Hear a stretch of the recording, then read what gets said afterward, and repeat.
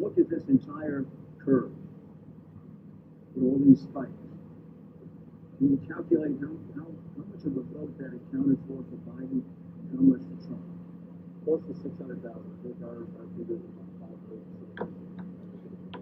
All those spikes represent the Biden. How much for Trump? I think it was a little over 32.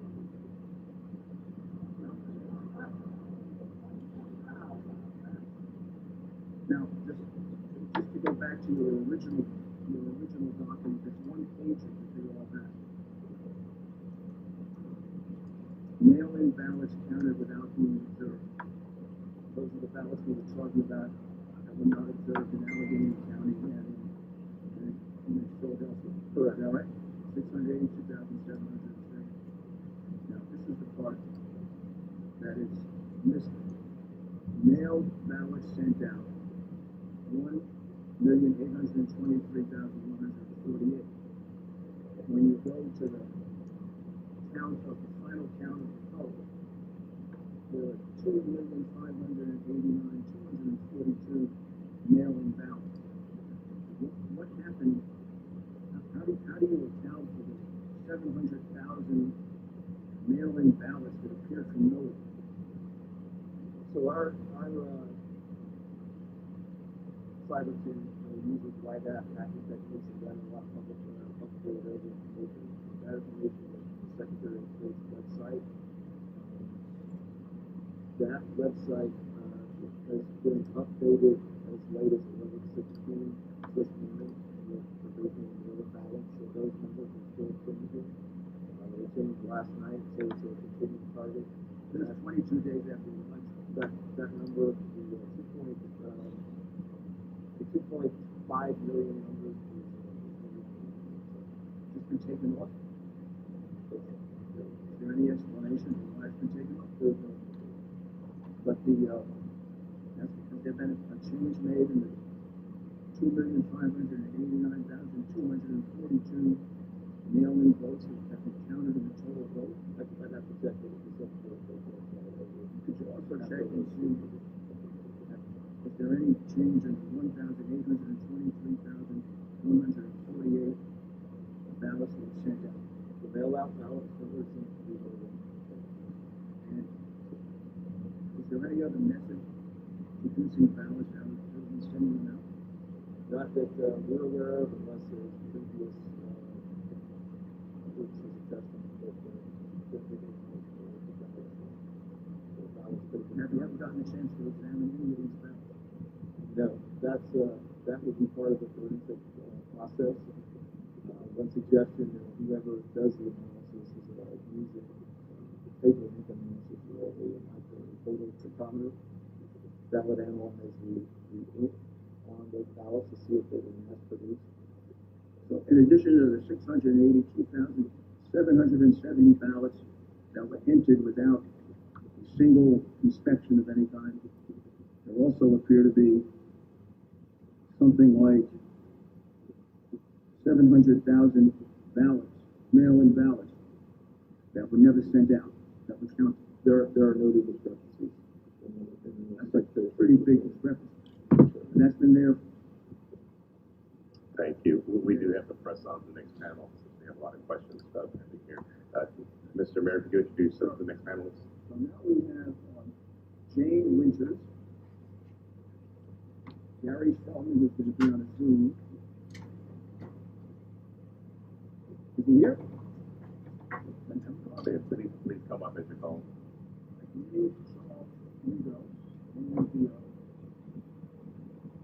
And David Sestak.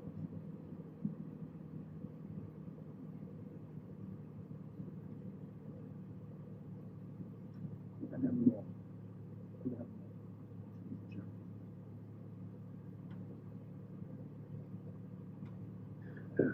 Thank you, gentlemen. We'll start with the men physically in the room here with your testimony, and then go to the Zoom after that. So please. Thank you, Senator. My name is Gary Feldman. I am a resident and voter of Philadelphia City and County. I'm registered as a Republican. I have been involved with Philadelphia Republican politics for over 20 years now. I've had watcher certificates And on this past November 3rd, 2020, I was issued a watcher certificate to be the watcher for President Donald Trump. This is the watcher certificate that I was given, and it is issued for President Donald Trump to me. These watcher certificates, I'm not sure the exact year, I'm going to say that 2002 or 2003 are now county-wide. So everywhere in the county, the watcher certificate is good for. So Philadelphia is city and county, so this watcher certificate, which reads, this certificate authorized the individual to watch in any ward or division in Philadelphia. And that's like the top line. If you want to see the watcher certificate, I'll bring it up. So anyway, I was in my vehicle as kind of like volunteering for the president with an attorney, and he was monitoring any kind of problems that could happen in Philadelphia. His name is Will Chamberlain, and he's pretty good on Twitter and other social media stuff. So we got a word that they were not letting the Republican watchers in the polling places in South Philly. So we went to a place which happened to be a funeral parlor where they were filming the election, and I walked in with the watcher certificate in both hands to make sure that they wouldn't snag it out of my hand. They immediately wanted me to identify myself. One of the problems that happens is the Republican watch certificates are this gold orange color, where the Democrats are like a light blue. I've never really seen them, but I heard they were light blue. So they know right away that we're Republicans coming in there to watch. So two poll workers, I don't know who they were wearing masks and everything. I produced the certificate, and she starts saying it's not good here. And I'm like, it is. And I said, please read the top line. The gentleman that was with her said, would you like to go outside and talk about this? I was not looking for a confrontation. And the other thing is, too, is I did have my bandana on. They had the face shield, but they weren't practicing social distancing. They were right on top of me. So we did step outside because we wanted to step outside. Will Chamberlain is not a Philadelphia resident, so he's not issued a Philadelphia watcher certificate. And he proceeded to take a video of me having a confrontation on the street with these two, I don't know who they were. I don't know if they were poll workers. They never identified who they were. The video, which was released to the public, was a little over 30 seconds on Twitter, and it already has 3.8 million hits on Will's Twitter page. There is a complete video. It's on my phone, and I know I did made it available to the senators. It's over a minute about what happened on the street. I tried to explain this watcher certificate is for the city of Philadelphia. You're in the city of Philadelphia, and you have to let me observe. I'm the eyes and ears of the President of the United States, and they wouldn't allow that.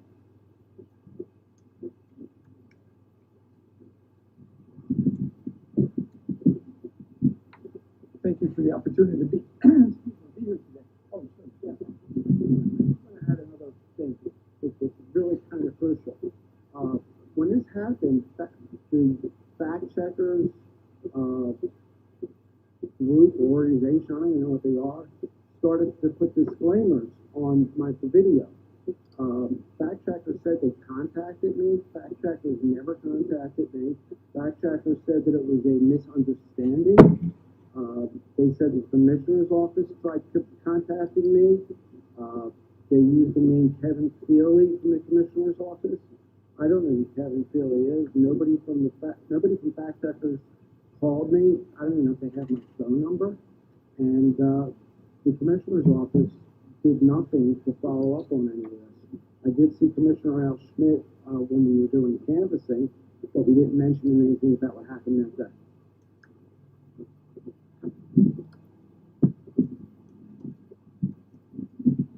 Good afternoon. I'm Dave Shostokis. I'm an attorney, licensed to practice law in Illinois and Florida. Some time ago, I was a Cook County Assistant State Attorney Prosecutor, and during that time, I actually did election law enforcement during the course of that time, including seeing to it that people had appropriate access, precinct openings and closings, that machines were zeroed out. Since that time, I've either been a candidate or a campaign in over 10 other individual elections. And in 2016, I actually worked for, as a volunteer for the Trump-Rubio campaign in Broward County, Florida. Discovered them opening mail-in ballots in a locked room. Before that was all said and done, we actually had a Broward County judge monitoring everybody's access. He was actually on site monitoring everybody's access to see to it that that could happen, or see to it that everybody would have appropriate access. Currently, I am lead counsel in conjunction with Judicial Watch in a suit called Illinois Conservative Union versus the Illinois State Board of Elections for violations of the board in terms of the National Voter Registration Act. Given that kind of background there and give you some idea of where I'm coming from on this subject. On October 24th this year, I came to Pittsburgh as a volunteer with Lawyers for Trump, and I was asked to organize folks to do monitoring of the pre-canvass activities during the course of the next week. About myself with some other volunteers made over 500 phone calls. We recruited 50 individuals that were willing to come and canvass or come and monitor the pre-canvass, and along with 25 other out-of-state lawyer volunteers. We had organized all this because, of course, we had 19 in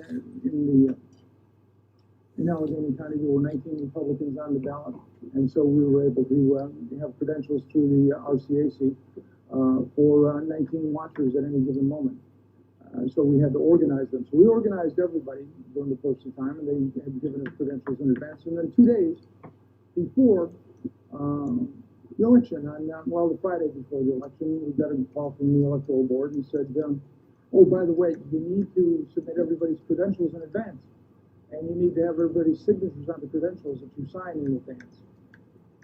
And of course, we'd already had put together a team of 70. We'd allocated them 4 hours a time over in 4-hour shifts to be able to monitor through the course of the whole period of time. And then over the next 3 days, we scrambled like heck to try and get signatures from the various volunteers and other council that were assisting us.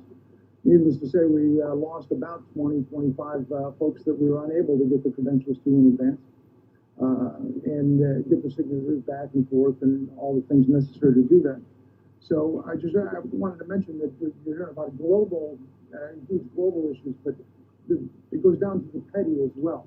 It goes down to the petty as well in terms of interfering with his access and interfering with changing rules. I know Secretary Booker changed some huge rules, but the local boards, day in and day out, were changing rules as well to make the monitoring process next to impossible. At any rate, we did that, and then we wound up. I went with a group at about 6:45 on election day to 901 Pennsylvania Avenue in Allegheny County, where they were doing the pre-canvass. And at the time when we arrived, we were herded into what best known as the corral. I'm sure you've kind of seen or heard about those things. There was a fenced-in area that was about, the fence was maybe 2.5, 3 feet high. Closest anybody could get to make any observations was maybe 15, 20 feet from the closest ballot processor to the maybe 150 feet, because we're in about a 20,000 square foot area where the biggest room was taking place. Biggest activity was taking place. But I would mention that the mail-in ballots were coming into that room already sliced open at the top. We have no idea when or where the slicing took place, where the opening took place, or what was in fact inside those ballots, inside those mail-in envelopes. At that point in time, folks were then separating the mail-in ballot from the secrecy envelope. You could see that that's exactly what they're doing. They put one on the side and one on the other side, and then they take them and put them someplace, and I have no idea. And then the secrecy envelopes would go to another slicing machine, and that'd be sliced open. And at that point, then the ballots would come back, and they'd be divided from the secrecy envelopes. We had really no concept of what was going on. In the room next door, there was a smaller room around the corner that you had to leave the 20,000 square foot room. There was one about 7,500 square feet, and in that room there was a machine. The machine would be apparently sorting things by the barcodes, and then eventually, somehow or other, people would come in with big armloads of ballots from the other room. Apparently, with no provenance, no explanation of where they came from. And here's an interesting thing that you guys might consider when you're doing this in the future. One of the biggest bottlenecks would take place at this point in time, because all these ballots came in folded, tri-folded, right? And all the ballots had to be flattened. And so they would take the ballots and put them under big stacks of reams and reams of paper to flatten them out, and then there'd be workers kneading the ballots to try and make them so that they could go through the machines. And when everybody said, well, you haven't counted anything for X number of hours, and they said, well, we're trying to flatten the ballots. It was absurd and obscene. So at any rate, that was when everybody was waiting. That's what was going on, the flattening the ballots for the most part. And then there was about 6 machines where they were feeding the ballots. And while they had 6 machines feeding the ballots, as they would go in, 2 or 3 would kick out to a different tray than the other tray. And workers sometimes would take the ones that weren't kicked out and put them in a stack, and then sometimes you'd run all of them through again, and sometimes run 2 or 3. We never had any idea if they were zeroing out a machine, what they were doing. I asked the solicitor, the county solicitor who was there. I said, what's going on?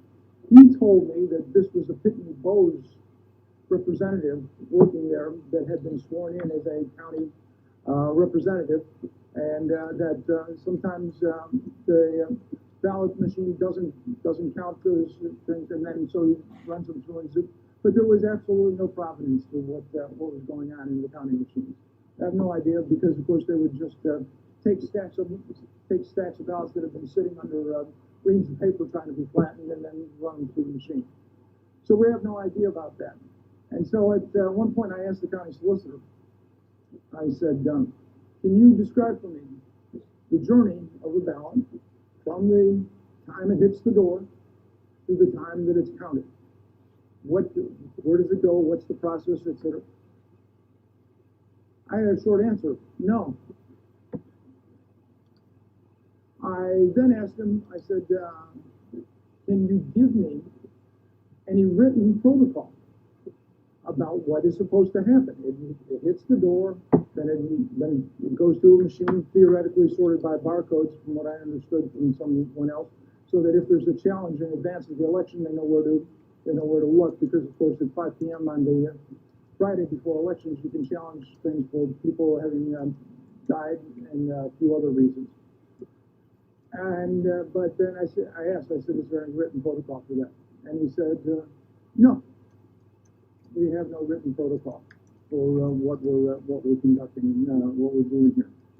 So he answered, he's supposed to be the one giving legal advice to people on how to legally handle ballots. And he tells me that he doesn't know how they're handled, and he tells me that there is no written protocol on how they are supposed to be handled. So I might suggest that there was just literally no way to change. I mean, there was no way to challenge. There was no way to look at those ballots. And I would say, in my experience, electoral experience, one of the things that legitimizes elections is the ability of not a disinterested third party to review what the process is, but actually an adversarial third party to review what the process is. And this was completely and utterly absent. I had about 25 other affidavits from other folks that had joined me during the time that had been part of this that describe essentially the same thing over there in Allegheny County.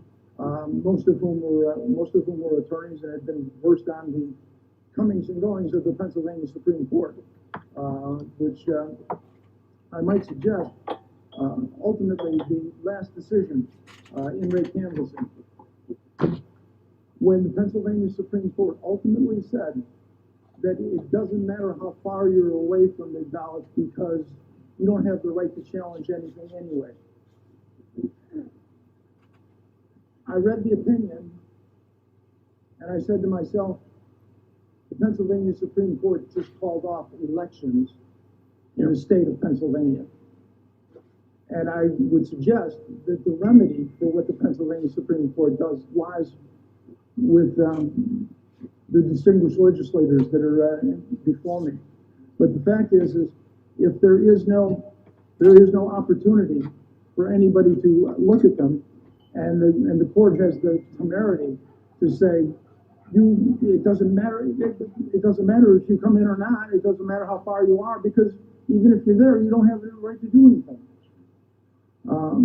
If you could summarize, sir, we are running out. Yes, I'm sorry. I apologize for being returned.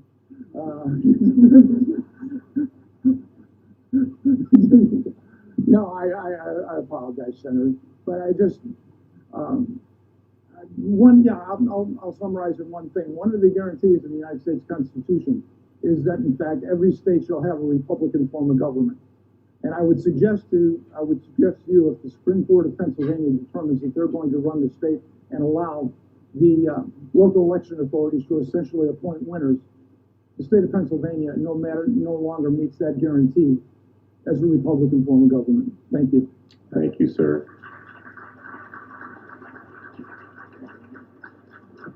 If we could go to our two witnesses on Zoom now, if you can come forward. And go ahead and start when you're ready. Hi, my name is Levy. I am an attorney and a resident of Montgomery County and the chair of the Montgomery County Republican Committee. Thank you, Senator and Mayor Giuliani, for providing me the opportunity to speak. After the primary, our committee prepared and provided to the PA legislative leaders and members of the Montgomery County staff in charge of the election a 30-page report of the mail-in ballot and election day problems and irregularities we experienced in Montgomery County. We made detailed recommendations for changes with the hope that the general election would be smoother. Unfortunately, that was not the case. There are a number of issues that evidence a total lack of transparency regarding the handling of the general election in Montgomery County. First, the Montgomery County Republican Committee was not provided meaningful view of the mail-in ballots at any time despite our request. Second, we were not provided with regular detailed information about the mail-in ballots over the course of the election despite our request. Third, we still lack complete and detailed information about these ballots despite our written request. We were provided our first opportunity to view and learn about the canvassing site on Sunday, November 1st, just 2 days prior to the election. At that visit, the chief operating officer of the county showed us the room where the canvass was to take place. To our shock, we were told we could not directly check the mail-in ballot. After some significant pushback by me, the county agreed to allow 2 watchers inside the room, but they were never able to see the ballot up close. Again, there was no meaningful observation of the ballots, and absolutely no check of the ballots by anyone other than the county staff, which is all run by the Democrats, as to whether or not these ballots met election code criteria. At the most basic level, we were not even able to check to see if a voter was replaced or if a voter was deceased. And with the removal of the signature being a check for existing voters, there was no way to protect against someone fraudulently voting for a registered voter. In addition to having no meaningful observation or review of over 200,000 mail-in ballots, we were not provided with the change in rules by the county to allow the curing of mail-in ballots in a timely manner. On Thursday, October 29th, I received an email from Frank Jean, who ran the election for the county, with a list of ballots with what they described as defects, and if the voter had been contacted by the county to cure the defects. At the tour of the county, the canvass on November 1, we were shown bundled mail-in ballots divided by precincts, which the county identified as having a defect, and explained that those individuals had not cured these ballots as of November 1st. The county did not provide the Montgomery County Republican Committee with an opportunity to have an authorized representative present in what was effectively the pre-canvass, the legal term pre-canvass of the ballots, when it reviewed and contacted voters about their defective mail-in ballots. After immediate investigation, it was clear that other counties across Pennsylvania were not allowing this illegal pre-canvassing to take place. In particular, our neighboring county, Berks County, a county that the president won by over 8%, interpreted the law as written and did not contact voters to cure ballots weeks prior to the election, as Montgomery County did. A portion of Berks County and most of Montgomery County share one congressional seat, so voters were not treated equally in these two counties in the same district. Since the election, we have received many calls and emails from Republicans with questions about whether their mail-in ballot was counted, expressing concerns that they didn't request a mail-in ballot but received one anyway, that they were made to vote provisional when they shouldn't have, that they have great concerns about the efficacy of this election. There is a real disenfranchisement of voters across Montgomery County. Many people feel that their vote did not count. Because we lack the information we need to tell them otherwise, and because we were not able to have any meaningful check on mail-in ballots, we cannot provide these concerned voters with the assurance they need that the process was fair and that the election was honest. In addition to the lack of transparency we experienced in Montgomery County, the Kathy Barnett for Congress campaign found, with just the minimal information that we've been able to obtain, that at least 188 deceased people in Montgomery County voted in 2020. They also found concerning anomalies in the results. For example, more people voted in the small town of Norristown for the very first time than the voters who vote regularly. This occurrence is far outside the norm of what we have seen in past elections. These numbers must be reviewed and analyzed. In fact, a full review of the mail-in ballots across the state must be done.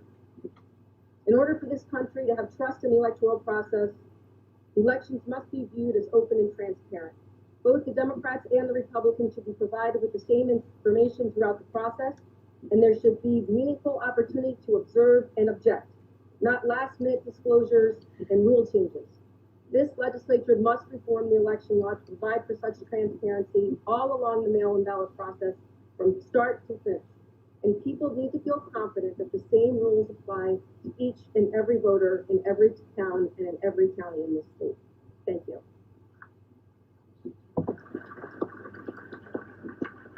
Okay, next member on the Zoom, you're up? Thank you. Do we have contact? She's still on. Okay, there you are. We're ready. Please proceed.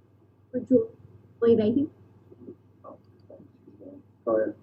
Hello, thank you for having me here today. My name is Julie Beatty, and I'm a resident of Montgomery County and the Executive Director of the Montgomery County Republican Committee. I'm here to speak with you today regarding my experience as an observer of the pre-canvass and canvass of the mail-in ballots. In Montgomery County, we had over 250,000 mail-in ballots requested for the general election. In the weeks leading up to the election, I personally trained over 100 volunteers to inspect and monitor the counting of these ballots to ensure the legitimacy of the vote in Montgomery County. Unfortunately, they were never given this opportunity. On Sunday, November 1st, during a walkthrough of the mail-in ballot facility, we learned that no watchers were permitted to inspect or even see the outside envelope of the ballot.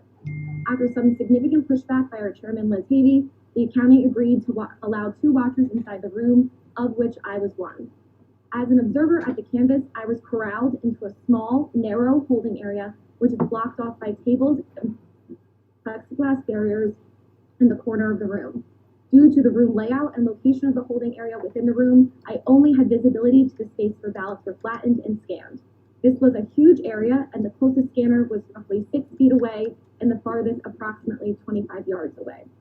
From my position within the holding area, I had no visibility or access to the room where ballots were sorted, outside envelopes were inspected, and both outside and secrecy envelopes were opened. The space was divided from the scanning room by a large white wall, blocking all visibility to the slicing machines, the blue press sorter, and the ballot storage room. In my opinion, this was a totally separate room and not one room as the county election board argued. During our walkthrough of the campus facility on Sunday, November 1st, we argued that this was a separate room and was told by the county chief operating officer that we would be able to view this space by the security camera footage. The footage from these cameras was streamed to televisions in a conference room on the other end of the building, which was approximately a 4-minute walk away from where the ballot canvas room was.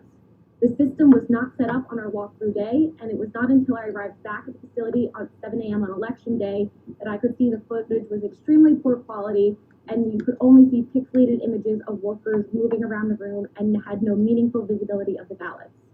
Over the last 10 months in my role, I have spoken to thousands of voters firsthand who have lost faith in the election processes and procedures in Montgomery County and across Pennsylvania as a whole. Today, I still lack the information needed to properly inform voters that their vote was in fact counted. I thank you for holding these hearings today and I hope that the appropriate legislative changes are made to restore confidence in our elections. Thank you. Thank you.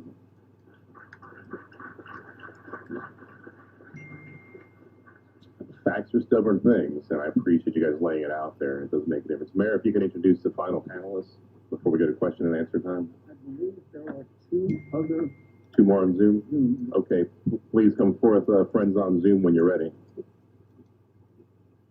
Here we are. We're here, but we can't see ourselves. Can you hear us?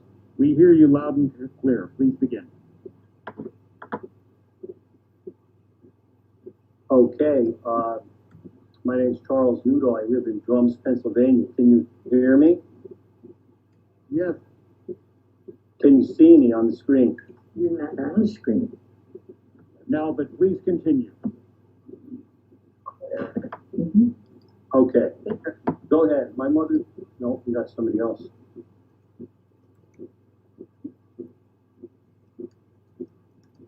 Let's go with what we got. Please start. Can you see us? Yes. Can you see us? Yes, we have the two ladies Go on ahead, screen. Barbara. Barbara Slitka. My name is Barbara Slitka. I went to the voting polls on November the 3rd to vote in person. I waited 2 hours in line, and when I went in, I showed identification, and I was taken up to the polling place. The polling man showed me what to do, turned it on, and said, go ahead. I voted, and I printed it out, and when I got it and I looked at it, Trump was not on there. I voted for Trump and it wasn't there. My daughter, I called her over and I said to her, look, his vote is gone. I voted for him. So I called a poster over and he said, it's not supposed to be seen. It's for privacy. Just put it through the scanner and you're done. It bothered me. It's been bothering me since because I voted. And was it counted or was it flipped? I don't know. And I'm speaking on my mom's behalf also as a witness. My name is Cheryl Nudo. I was there that day. I drove her to the polls. When she got done voting, she showed me the printout and she was saying how the president's name that she voted for was not printed out when all the other delegates that she had voted for were on the printout. Me not knowing, because I had not voted yet, how the printout was supposed to look, we went to the pollster that was there and asked him why the president and vice president's name did not print out when all the other names of the candidates printed out that my mother had voted for. It seemed very strange. But not knowing any better, we asked, well, what is the next step? And he said, he said that it did not print out because that's for voters' privacy, that none of them print out. So we asked him what the next step was, and he said to put it through the scanner. So that's what we did, and we left, and it seemed very odd. then I went to where I live in Drums, Pennsylvania, which is about 10 miles south of where my mother voted. And I voted, no problem, everything printed out just as, it should. And I scanned it through. So it just seemed very odd, and we wanted to report that in my mother's area, which was Fairview Township, it seemed very odd that it did not print out. Thank you. Okay, I'm Charles Nudo, and by the way, my mother-in-law is 84 years old. She forgot to mention that. Anyway, my wife then, I'm sorry, she's 80. My wife called me, and she was distraught, and told me everything they just told me. So I go to my polling place around 3:30, 4 o'clock here in Drums. And when I first walked in, a young gentleman came up to me, started explaining how to vote. And he said, take the stylus, make your choices, then print it out with a printer that's underneath the machine. And I thought, that's odd. I've been voting since 1992. We never had to print a ballot. And I actually thought it was easier to vote in 92 on the World War II surplus voting machines with the curtain. You did your choices, opened the curtain, and they went click, and everything went. All of a sudden, you have to print a ballot. So anyway, I'm pretty good with computers. I made my choices. I printed it out. All my choices were on there, from president on down ballot. And he said, now you have to put it in the scanner. And he turned over a sample ballot and pointed at a weird triangle in the corner and smiled at me. I didn't know what he meant. So I go over to the scanner, and I'm wondering, well, a scanner works face down when you scan, because I have one at home, so I put it in face down or face up. So he's already across the room talking to another gentleman that's about 20 years older than me, trying to tell him how to do it. And I said, are these face up or face down? And he just nodded. He didn't say either way, he just nodded yes. So I put it in face up. So I don't even know if it scanned blank backside or the voting top side. And anyway, I overheard that conversation, not wittingly or that I wanted to. A man, I'm 58, he was about 78, saying, oh, they said to him, now do you understand? And he said, yeah, I think, but my memory's not too good. And when I walked out of there, I realized it's total voter suppression. My mother-in-law here did not even get a cell phone until last year, has never sat at a computer and keyed anything in her life, has no Wi-Fi or internet service at her house. Neither does my mother. She has a cell phone, but it's a flip type. And these are the people that went by the thousands or millions to our polls and had to go through this system. And I just wanted to point that out. And that's all I have. Thank you. Thank you. Thank you. Senator Mastriano, before we turn to our next panel, I want to note that Senator Cameron Bartolotta has joined us from southwestern Pennsylvania on Zoom, and Senator Bob Minch from the southeast. Doug. Thank you, Senator. Can we go over to the final Zoom panelists? Mr. Mayor, we have more? Oh, okay. Thank you, Scott.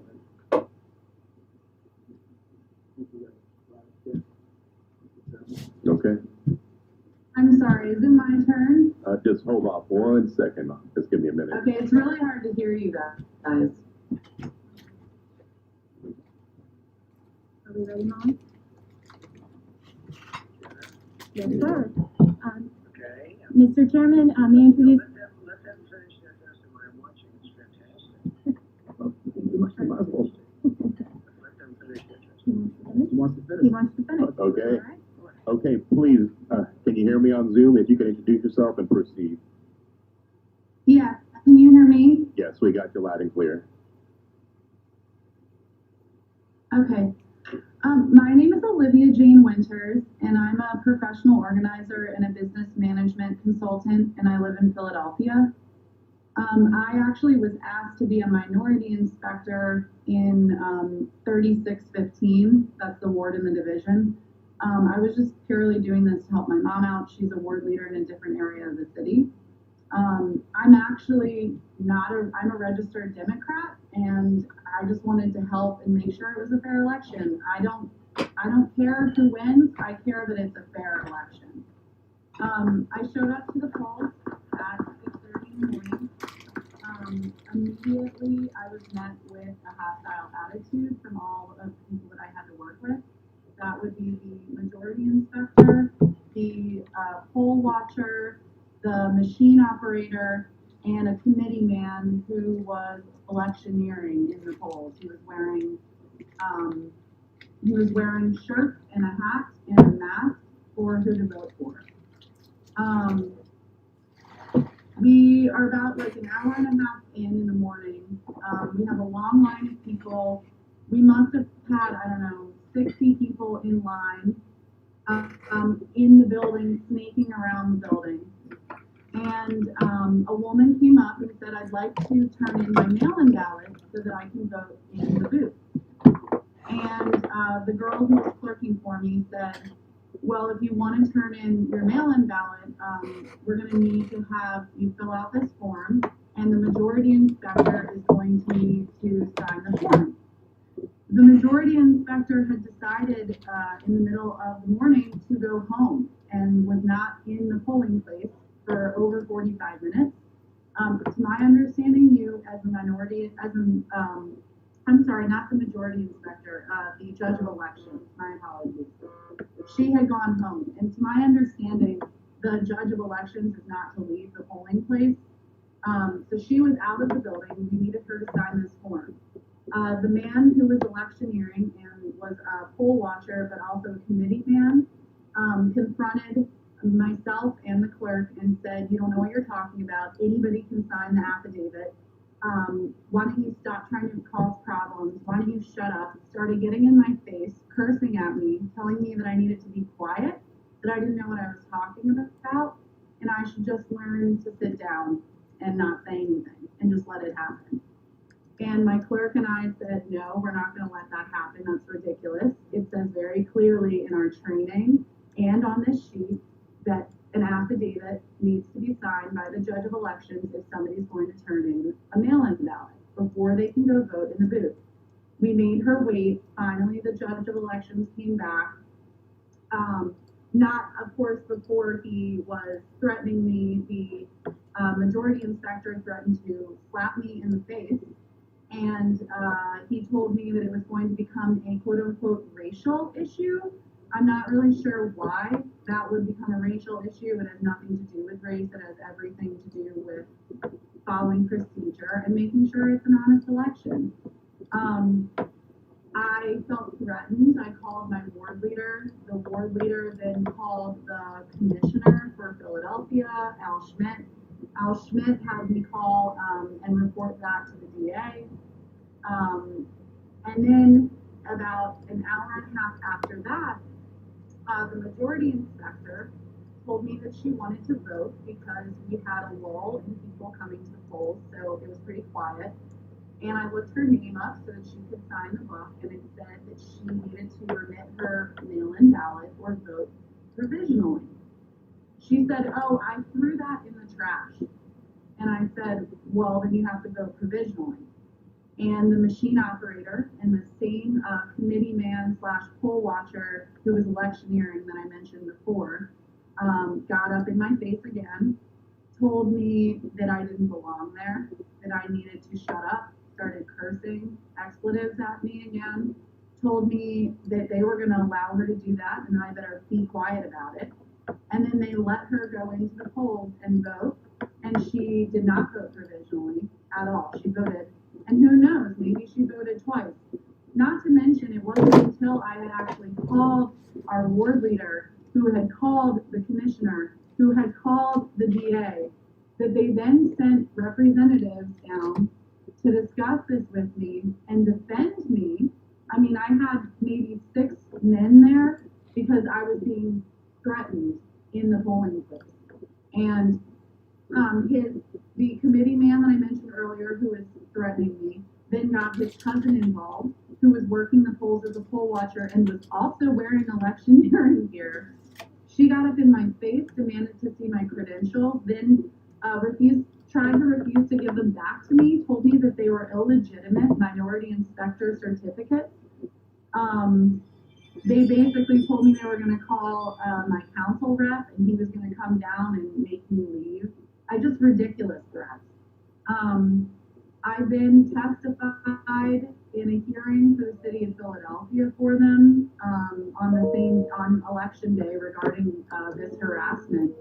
And meanwhile, I had mentioned that until we had the deputy sheriff come down and tell us how to actually receive a mail-in ballot and how to vote provisionally, we were not doing it correctly. The judge of elections was not doing it correctly. And I cannot stress this enough. My brother had the same role as me as a minority inspector in a different polling place, and he said they were not doing it correctly either. I don't think that anybody actually really knew how to receive a mail-in ballot. Most of the books that we had to get your authorized signature, some would have a remit ballot little box that you could click, and others didn't have that at all. So if somebody came in and remitted a ballot, I'd almost have to hand write that in just to keep it as honest as possible. There was no place for that. So I don't see really how they were keeping track of that, because you could easily do both. And I mean, it happened in front of me. My majority inspector definitely voted and then went into the polls and voted again. And unless you have questions, I'm not really sure. I think that's pretty much what happened. Thank you very much. Senator Mastrano? Thank you. If we can have our final Zoom, I got one or two more. If the next one can come forward. Whenever you're ready.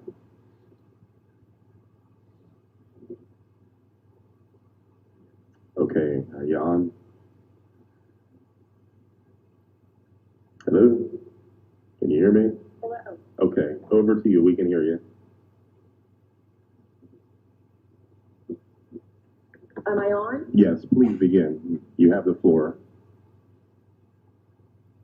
This is Gloria Lee Nova.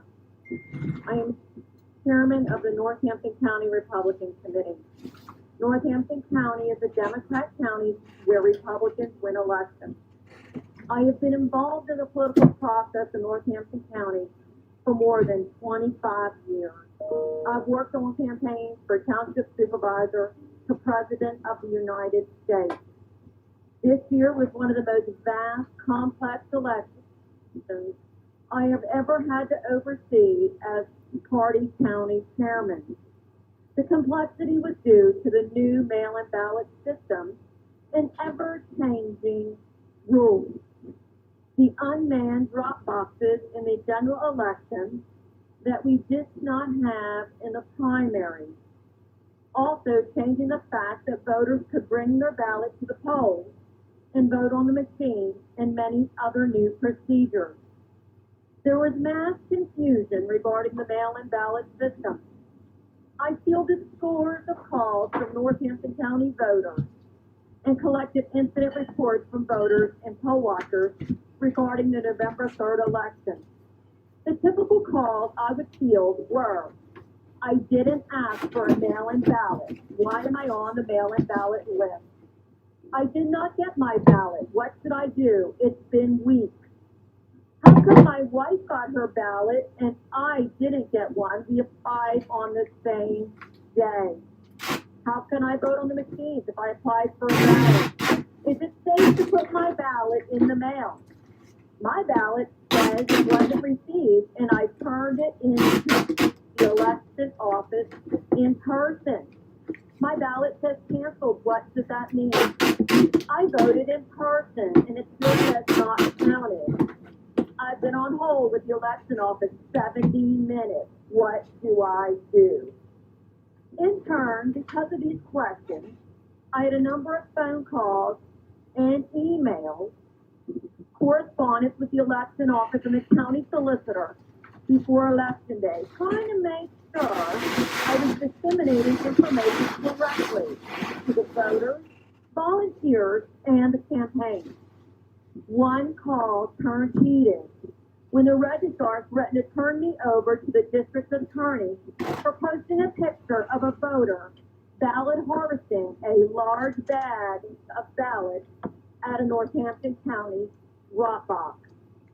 It was my opinion the registrar was more concerned we exposed it rather than the fact that it was happening. The most pertinent information I have to offer this committee was my conversation with the election office regarding curing the disqualified naked ballots which they unlawfully print campus before election day. They actually told me on the phone early in October. They felt them, they held them up to the light, they separated them out in different boxes. Reflecting back on these 3 weeks,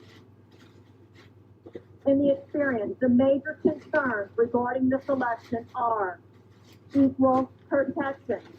Were the Democrats and Republicans treated the same? Were they given the same information and opportunity to vote? Did they equally have an opportunity to cure their disqualified ballots? Not in my county. There was no ability to properly witness the canvass of the mail-in ballot or see the actual ballot. Were there signatures? The solicitor told me there is absolutely no law that allows us to see the counting or to see the ballot. To this day, we have no idea what or whose ballots were counted. Another one, very strange. There's a pattern of reactivated old voter rolls that kept reoccurring on the SURF What's going on? system. The SURF system is Yes, the Zim? Pennsylvania voter system. This is Eddie. Who's this? Had not voted since the 1990s. What's going on, Mark? What can I help you with? More than 22 years ago, we're all now This is Eddie. reactivated and receiving mail-in ballots. People that didn't vote for Obama or Hillary were all of a sudden receiving mail-in ballots, setting up the opportunity for fraud on a massive scale that would go undetected because voters who never intended to vote would not know. The SURF system is not Hello. so sure. We also found in Northampton. Yeah, my name is Eddie.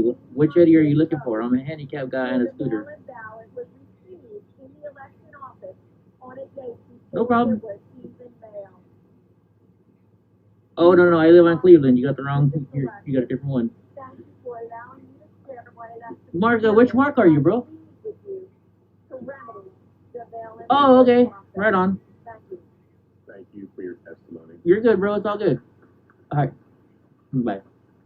And last Zoom, are you there? Can you hear me? And if so, please begin. Is there one more? Nope, that's it.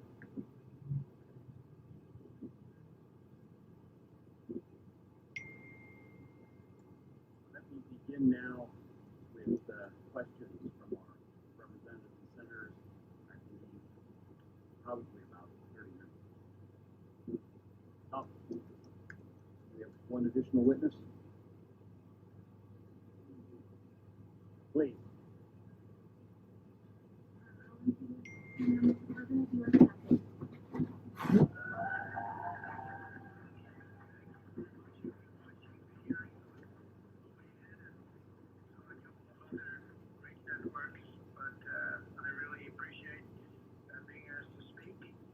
And I'm in the Oval Office right now, and it's very interesting to see what's going on. And this was an election that we won easily.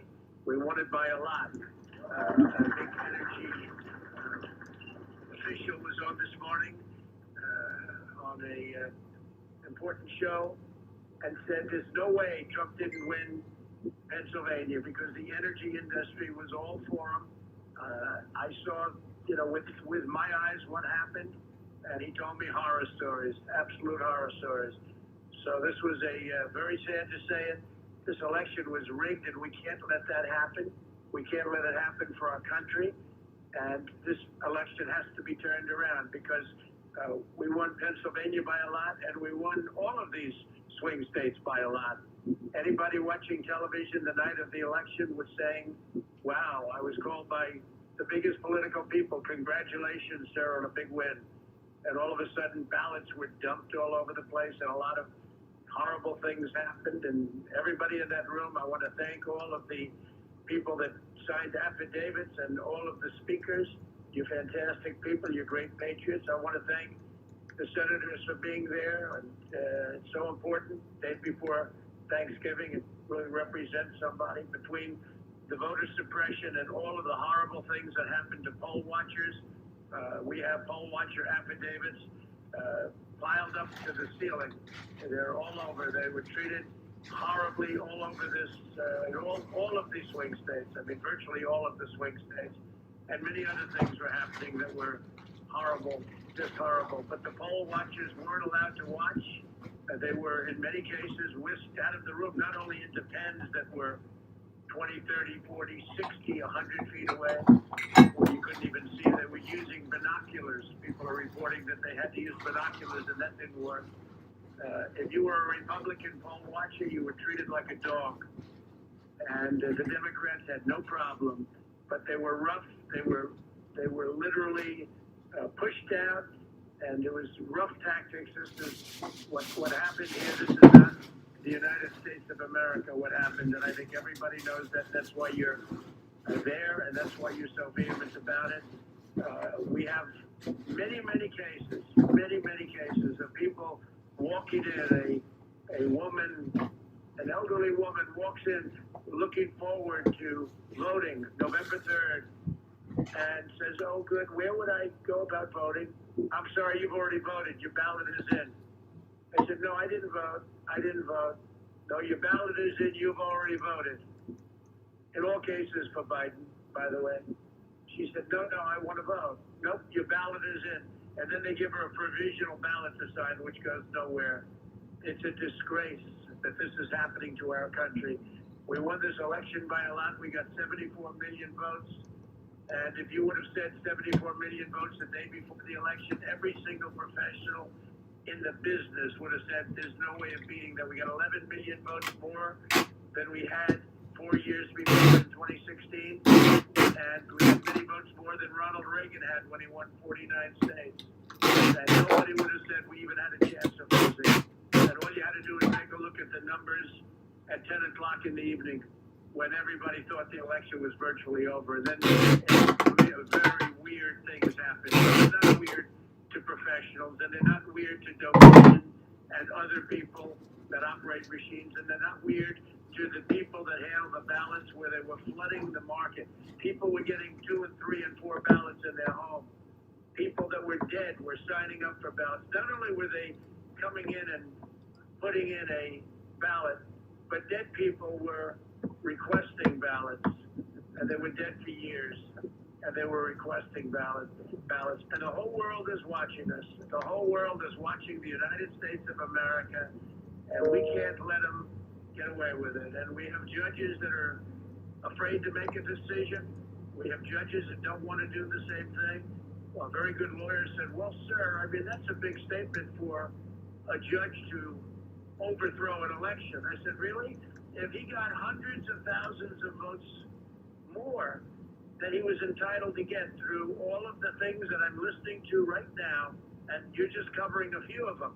We have hundreds and hundreds of affidavits of stories that are even worse than the stories I'm hearing. Why wouldn't they overturn an election? Certainly overturn it in your state, because we have other states that are just as bad. If you look at Michigan with Detroit, you look at the things that happened in Detroit, where you have a voter, but you have more votes than you have voters. You take a look at Detroit, Michigan. You have more votes than you have voters. And then you have 2 people that don't want to certify. They don't want to certify, and they're harassed violently and they turned off the cameras during the harassment for 2 hours. And then they said, wow, and they were afraid and they voted, and then they went back to sign and they couldn't do it because they said, we can't do it because this is corrupt. This is horrible what's taking place. Think of it, more votes than you have voters. But that was the least of it. They have things that were as bad as that. And this is going on all over. We're doing very well in a lot of states. A lot of good things are happening in Georgia. We're getting little help from government, but a lot of good things are happening in Georgia, Wisconsin, and Michigan. They're seeing what happened in Detroit. And we sure are looking at what's happening in Pennsylvania and Philadelphia. What happened in Philadelphia, they keep the poll watchers not only in pens, but they keep them out of the building. And the only reason they got back into the building was they got a court order. And then the definition of back into the building was very far away where they couldn't see anything. And they talk about closed circuit television, except you couldn't see it because the picture was so unclear, you didn't even know what they were doing. They could have been playing a baseball game. So it's a very sad thing for our country to have this. And they have to turn over the results. It would be easy for me to say, oh, let's worry about 4 years from now. No, this election was lost by the Democrats. They cheated. It was a fraudulent election. They flooded the market.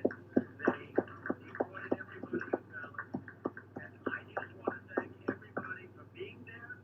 You're doing a tremendous service. This is a very important moment in the history of our country. And you're doing a tremendous service to our country. And don't worry about bravery, because the people that talk the most, they're not the ones you have to worry about. And these are all talkers. They intimidate. But these are not people that you're going to ultimately have to. They push you around. They pushed our poll workers out. Our poll watchers were pushed out of the building. Okay? Some got back in, they were put in the pens. But these are not people. Don't be intimidated by these people. But they're bad people. They're horrible people. And they're people that don't love our country. So we don't have to worry about 4 years right now. We have to worry what happened on November 3rd and previous to November 3rd. And by the way, after November 3rd, when people put votes in and they put them in illegally, they put them in after the polls closed. And one of our great Supreme Court justices made mention of that, and I can't imagine that any justice or anybody looking at it could be thrilled when they vote after the election is over. So I want to thank everybody very much for being there. I want to thank the state senate, respected people, tremendous people, and you're doing a tremendous service for our country. And if something was done wrong, if this election was won fraudulently, and that's what happened, it was a fraud. And we're talking about, very importantly, many more ballots, many more votes than the number we need. In other words, if we needed 50,000 votes, we're not talking about we found 9 dead people that voted. Of course, there were many more than that, many numbers that nobody even believes. No, we're talking about numbers that are far in excess of the 50,000, far in excess of another state where we lost by 10,000. And they went absolutely wild because we got far more votes than they thought possible. And they just stepped on the gas, and they got caught. Just like they got caught spying on my campaign, they got caught doing this. So I really appreciate it, and the country appreciates it, and we have to turn the election over because there's no doubt we have all the evidence, we have all the affidavits, we have everything. All we need is to have some judge listen to it properly without having a political opinion or having another kind of a problem, because we have everything. And by the way, the evidence is pouring in now as we speak. And I want to thank Rudy Giuliani for having the courage to do this. There are other lawyers that backed out because they were being screamed at. Rudy is the greatest mayor in the history of New York, and there's a reason. He's got great courage, and he doesn't care. He wants to do what's right. And I told him the other day, Rudy, you were the greatest mayor in the history of New York, and you see what happened to New York without Rudy. You were the greatest mayor, but this is more important. What you're doing now is far more important than being a great mayor of the city of New York and being its greatest mayor by far. By the way, by far. This is going to be your crowning achievement because you're saving our country. Thank you all very much. Thank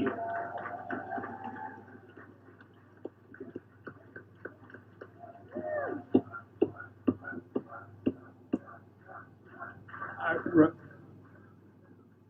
I think what you've just heard guarantees that 100 years from now, that this is the most important public hearing ever held by the Senate committee. We turn now for questions. Representative Ryan. First of all, thank you very much, Mayor, for being here, for all the testifiers. You know, 16 years ago this week, I was called out of retirement and recalled active duty to go to Iraq to do the elections in Iraq in January 30th, 2005. That was an extraordinarily secure election. As a former commanding officer of a civil affairs group, the Psychological Operations Command, I know how to do elections. And what happened in Pennsylvania, from a process control perspective, was absolutely a travesty. What I am concerned about is the remedy. How do we go from here? We see that there's a perspective from our council that a 1937 law provided the ability to appoint the electors to the Secretary of State.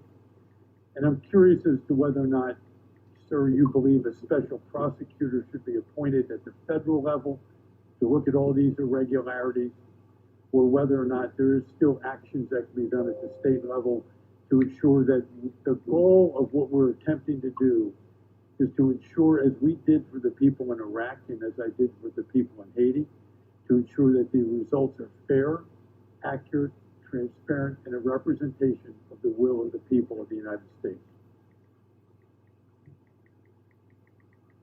My suggestion would be, and of course there are several different remedies that you could have. One would be to declare that the votes that were not inspected properly be declared null and void in that county and deducted from the vote total. Essentially, what they do in Wisconsin has the strictest absentee law in the country. They require an application for every ballot. And when they finish, they only count the number of absentee ballots that have an application. They deduct from the total from that county whatever are missing. So if you have 5,000 absentee ballots, but only 4,000 applications, you deduct 1,000 votes. And the reason they do that is to deter people from doing that in the future. Look at it this way.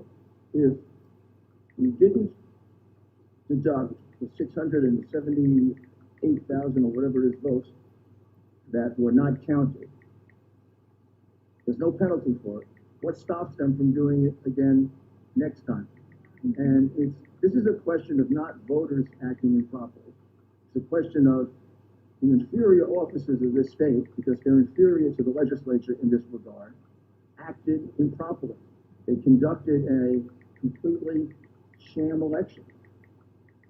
They're the ones who have to be penalized. It's a little like the exclusionary rule in criminal law. They've got to be taught you can't do that. The other thing you could do is you could demand to see all of the envelopes that were cast aside. I will virtually guarantee you're going to see a couple of 100,000 envelopes that have no names, partial names, the same name. You could ask to see the ballots.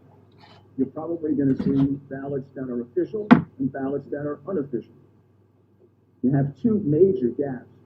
You have the 672,770 votes that were not inspected by anyone, secretly put into the ballot box. And then you have this gap that I don't understand between the mail-in ballots you sent out, 1.8 million, and the number you counted, 2.5 million. That's totally impossible to explain, other than what some of the witnesses were suggesting, that they were basically stuffing the ballot box.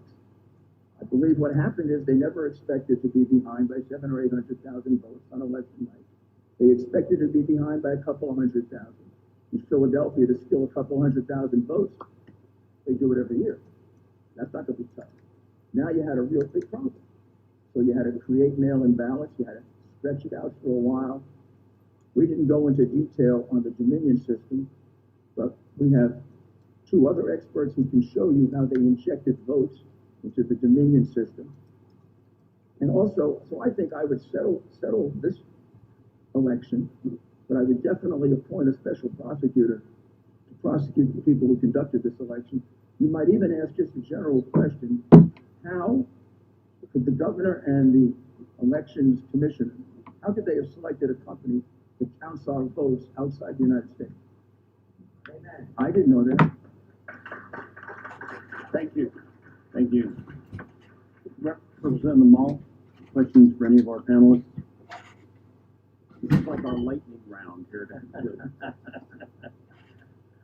Thank you, Mr. Chairman. I think what I'm going to do is make more of a statement to throw out a timeline, because to try and reiterate what everyone else has already done. Just a couple of years ago, our Supreme Court in Pennsylvania very illegally redrew congressional maps. It's very clear in our Constitution that is a legislative act. Fast forward a couple of months ago, our Supreme Court rewrote our election law. Again, that needs to be done in statute. It is a legislative act. When it came to the mail-in balloting, that's House Bill 77, Act 77. I was really kind of taken aback by how eager the governor was to sign that bill. Normally, bills can sit in his desk almost 10 days before he signs them, or lets them become law on their own, or vetoes them right away, and that one he signed almost instantaneously.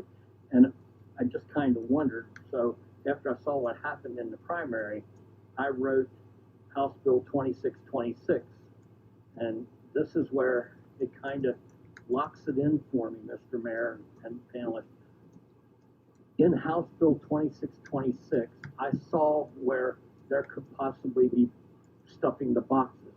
So I said, simply, let's put a barcode on the bottom of every mail-out ballot, so that the machine has to read a barcode that was accepted by the elections office. Before that ballot goes out, they zap it. When it comes back, if that barcode doesn't match one of the barcodes that they sent out, it gets kicked out. The governor immediately, as soon as we ran that bill out of committee, said, that hits my desk, it's an automatic veto. Not everybody knows that, but that game does. We had to literally strip that out of the bill. And I will be reintroducing a bill to barcode any ballot that gets mailed out when we get back, trust me. Then we have the drop boxes, 3 days extra to vote, the ignoring the signatures and ignoring the postmarks. And I have to come to the conclusion that you did also. If it looks like corruption, smells like corruption, it's corruption. And we've got to get to the bottom of it. Thank you for being here. Thank you for your testimony. Appreciate it very much. Thank you, Mr. Chairman. Thank you, Senator Reagan. Thank you, Mr. Mayor. Thank you so much for being here. Thank you to all our testifiers today. It's been very informative. My question, Mr. Mayor, you touched upon it briefly, but I wanted just, if you could delve a little bit more into it. Attorney General Barr, shortly after the election, authorized the U.S. attorneys across the country to investigate allegations of voter fraud. I wonder if you could tell us about the criminal investigations that are going on, maybe specifically in Pennsylvania, by our U.S. attorneys, maybe our FBI, and tell us how that is going, and is there any evidence that's been presented to you, or are you made privy to any of this information? I'm sorry, Senator, I wouldn't be made privy to that criminal investigations. And in my experience, criminal investigations, would take too long to help you in your most immediate decision. Criminal investigations could help you in your long-term decision as to how to reform so this never happens again, which I think you all will want to do. For example, not ever hiring again a company that counts votes in Frankfurt, Germany, that's owned by two Venezuelans who are very close to Hugo Chavez and Maduro. That's extraordinary. And unfortunately, we don't have the time to really analyze the votes. Although, if you want to go into greater detail, we have other forensic experts that can show you votes that were specifically put into the machine, because these machines have a back door that allows you to do that.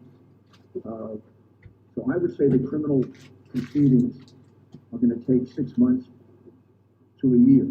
What you have before you that you can verify is you have before you very, very clear evidence.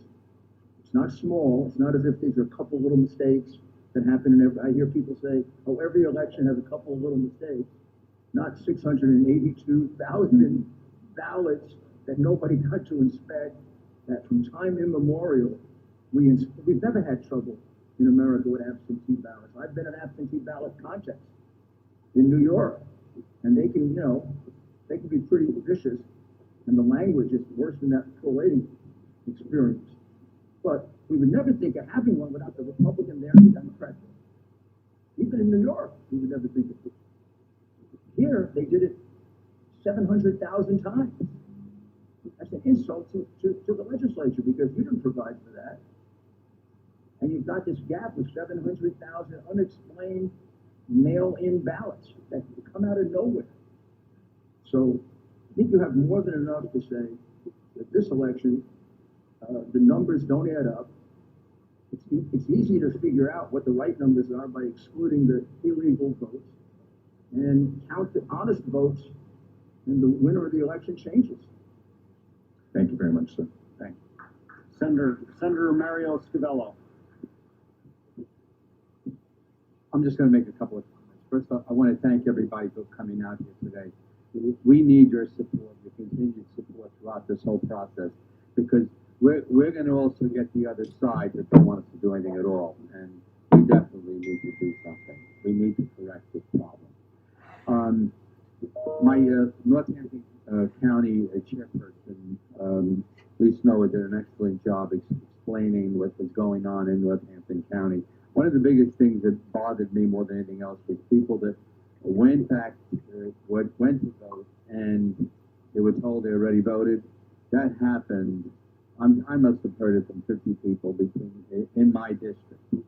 So, they made them sign a provisional, and I called up and I said, you better make sure that those provisionals are counted. And some of the other things that were happening that most of the stuff that you said out there, it happened in every county. But when you didn't want to vote with your absentee and you went in, you're supposed to get a ballot, not a provisional. And there were people out there that got provisionals. But just a little information for all of you. The new machines, this new process, we didn't vote for it. That was something that was pushed by the governor. He mandated that all of the counties had to go and change their system, because he wanted some type of what we don't have is a form to see who voted or who voted. They want a certificate or something, a slip to see how you voted, who voted, and it's obvious that this system has not worked, and the people of Pennsylvania are not happy about it. Thank you. Thank you. Madam Majority Leader-elect. Thank you. First of all, I just want to say what they did in Philadelphia when they closed us out and made us go to court to do what we should have legally been able to do is a travesty to what we in Pennsylvania need to have confidence in our elections. That should never happen again, and we should probably tighten our law so that it can't. Secondly, I'm extremely bothered by the absentee ballot and the mail-in ballot request number being almost 700,000 off from what we received. And so we just did try to get on the Department of State, and they did take down their dashboard, so we can't even check it. So if you have any of that information, any pictures or any, website downloads, we would really appreciate having those, because they took it down. So I don't know. Everything they do looks like they're trying to hide something, and it really, really continues to erode any kind of confidence in our process. What what I would suggest is they decided that morning, maybe a couple of days before, to exclude you because they knew what they were going to do. It wasn't done, it wasn't an accidental sort of whim to exclude all Republicans. It's unheard of to exclude all Republicans. They excluded you because of what you would see. You would see ballots that weren't properly filled out. You would see ballots that were filled out at the last minute. You would see them start to get reports of how far behind they were because they were connecting to Dominion and Smartmatic, and they were telling them how far behind they were. And you would have caught them right in the middle of the fraud. And why create this big problem for yourself of excluding Republicans in 6 states, hundreds and maybe thousands of them, if you're not doing something wrong? If you're doing something, as the senator said, that's kosher, come on, look, who cares? This big thing wasn't done because they were conducting an honest vote. It's kind of crazy to think that. This was done because they knew it was the only way they could steal this election. And when he was ahead by those numbers on Tuesday night, Wednesday morning, they panicked. I'll also tell you there's an expert witness who can testify that this pattern fits the pattern that Smartmatic used in 2 elections that they stole in South America. When the election was getting too far away, they called a halt in the voting count. Well, there was a halt called in 6 places, including in Pennsylvania. In one place, they made believe there was an overflowed water tank. It happened to be one little toilet bowl. They took a 2-hour halt, and in Michigan, they brought in 100,000 ballots through the back door and counted them with nobody observing them, except 3 people who happen to be remaining behind. That's evidence that's also in affidavits and could be presented to the Michigan legislature. Those people are willing to testify. And just one other thing, these people are very brave people. A lot of people aren't testifying. They're backed up by 50 more who are willing to testify. Obviously, you can't present all of them. I want you to know that all of them are backed up by numerous witnesses who say the same thing. But there are probably another 50 who are not willing to testify, including probably what would have been one of our best witnesses, because he's been threatened with the loss of his job and his children being thrown out of their private school. Thank you very much, Mr. Mayor. Thank you. Thank you, Senator. Let's try our Zoom capabilities here. Senator Michelle Brooks, calling in from northwestern Pennsylvania. Thank you, Senator Argo. I did want to make this comment first. I join my colleagues in being concerned about the arbitrary Supreme Court decisions and their decision to decide to be legislators. And all Pennsylvanians need to be concerned about this. It's not only the election or redrawing maps, what's going to be next that impacts our state? And so not only do we need to be looking at what happened with this election, we need to be looking at how we can stop the Pennsylvania Supreme Court from wanting to legislate when that's not what they're supposed to be doing. And it's very disconcerting the decisions they made contrary to state law in regards to this election. My question is, if you could talk about the drop-off boxes, again, something the Pennsylvania Supreme Court allowed, talk about the security around them. I know in my area I did not have a significant amount of drop boxes, but can you talk about what type of security or parameters of safety were around these drop-off boxes, and also how many ballots were collected in these drop boxes? Thank you. That of course, is the subject of another lawsuit brought the other day. I only know it generally. The drop-off boxes were provided, speaking very broadly, in the Democrat part of the state, not in the Republican parts of the state. They were many, very close to each other in Philadelphia and Allegheny County, are that they were miles and miles apart in other places. And as far as I can tell, I've only read the lawsuit, don't know the details of it. There was no security for them. And there are many situations where very suspicious activity was seen, with people dropping off, you're not supposed to harvest votes, people dropping off 30 or 40 ballots at a time. That's a pretty big family. We're going to have a tough time this Thanksgiving, by the way. We're going to have to eat in like 4 or 5 different tents. Hopefully they'll be able to celebrate Thanksgiving. But I'm sorry, I just don't know the details of that. But it is the subject of another lawsuit, and the decision of your Supreme Court that is completely outrageous is the one in which they say that present means just being there. I mean, there was a movie with Peter Sellers called Being There. I don't know if you ever saw it, but he was a potted plant. That's totally absurd to think that when you pass the rule that there should be present representatives of both sides or all sides, that you meant for them to sit there and look at the trades. I mean, they were supposed to be there as the intermediate court decided. This case was decided by the intermediate appellate court in the president's favor, with a very sensible decision saying, present in this context can mean only one thing, present in order to see the identifying data. And in a completely political decision, they ruled what I would regard as a totally irrational ruling, which we will appeal to the Supreme Court. I think it was embarrassing.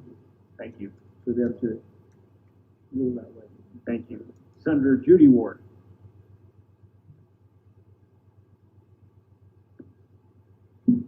Thank you. And I also want to thank our testifiers today. They were incredibly brave, and what I heard today was so troubling to me. I don't know if I'll ever get it out of my head. And I'm sickened by the fact that it happened here on our watch. In regards to doing a forensic audit, would this be able to be done or be anywhere accurate? Does anybody know? I was just looking around for my two experts who came over to tell me that all of the material that we have, forensic material we have, is archived. We can easily make it available to you online, and you can look it over. I don't understand all of it, but maybe I have people help me understand it. But yes, we could do a forensic audit of the machine. And we can do that. Thank you. And I think that would be very, very helpful. I understand that even one machine would give you a great deal of information about how the whole system operates and how they slip votes in at various times. And you're not supposed to be connected to the internet in the counting room, but they were connected to the internet. Your tally is being sent to Frankfurt, Germany, where it was being analyzed. We have a question from Senator Langerholk out in Johnstown, connected via Zoom. Wayne, can you hear me? Yes. Thank you. Can you hear me? Yes, loud and clear. Thank you. Thank you, Senator Ergel. Thank you, Senator Mastriano. Thank the testifiers for being here. Mr. Mayor, thank you for your testimony. I've been vocal that we must allow this legal process to play out. And a country that we live in that we do not allow that is not a country that I want to be a part of. My question is on that legal review and on those legal process. Mr. Mayor, can you give us an indication of how many lawsuits are pending, where they're at in the various appellate processes? And second part to that, the allegations of the mail-in ballots, the 1.8 versus the 2.5 that they made, is that the substance of the lawsuit? Thank you. This is Jenna Ellis, and the mayor has asked me to answer this question. So as far as the campaign is concerned, we have pending lawsuits in here in Pennsylvania. That's going up to the Third Circuit that granted an expedited review. We also have pending litigation in Nevada. We also have recounts in Georgia and Wisconsin, and we also have a pending lawsuit in Michigan. So regarding the mail-in specifically, we are still looking at all of the other legal options, And we are also planning on filing additional litigation by the end of this week. I won't go into detail on that other than to say that this is asking for a judicial remedy to this, and also I'll invite the question from the panel as well in terms of a remedy.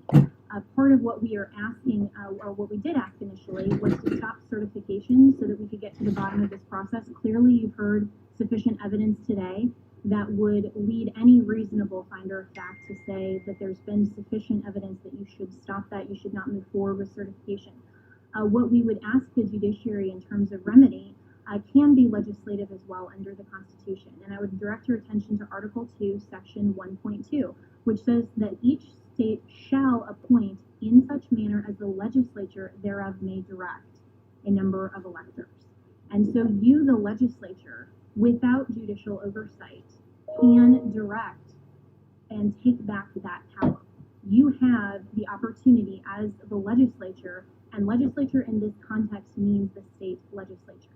So although there has been delegated authority to your Secretary of State and according to your law, at any time you can take back that power, and that is the provision and the protection that is embedded in the Constitution to make sure that when there are instances of corruption in a state, that the state legislature, which is the representatives of we the people, all of these wonderful people who are here today in Pennsylvania, and all of your constituencies who voted and who want their voice to be heard, because we are a government of the people, by the people, for the people.